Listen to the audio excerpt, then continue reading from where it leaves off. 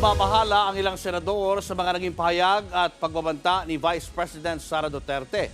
At dahil dyan, posibleng maapektuhan daw ang budget ng OVP. Nasa frontline ng balitang yan si Mayan Los Baños. Dumipensa si Senator Bato de la Rosa sa kanyang naging aksyon nitong Sabado. Napuntahan sina Vice President Sara Duterte at ang na-ospital na Chief of Staff nito na si Attorney Zulaika Lopez. Giit ni de la Rosa, tinutulungan niya lang ang Vice Presidente bilang isang kaibigan. Yung Vice Presidente umiiyak, humihingi ng tulong.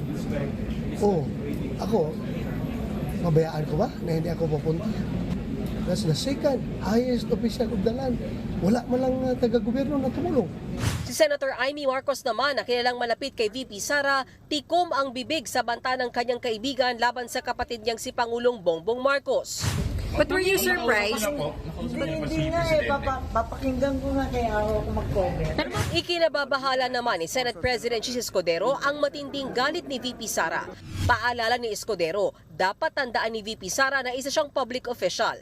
Obligasyon niya umunong maging mabuting ehemplo lalo na sa mga bata. Hinimok din ni Escudero ang mga malalapit kay VP Sara na payuhan siyang maghinay-hinay sa mga mabibigat na pahayag sa publiko.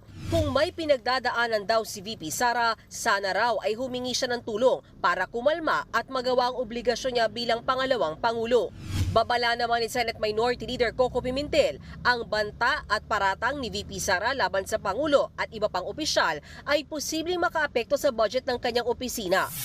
Sa huli, ang masusunod ay ang desisyon ng mayorya ng mga senador kaugnay sa kung ano ang gagawin sa budget ng Office of the Vice President matapos ang mga naging aksyon ng pangalawang Pangulo nitong mga nakaraang araw. Pero ayon mismo sa chairman ng Senate Finance Committee na si Senator Grace Poe, hindi dapat nakabatay sa personalidad ang kanilang desisyon kaugnay sa budget ng isang ahensya.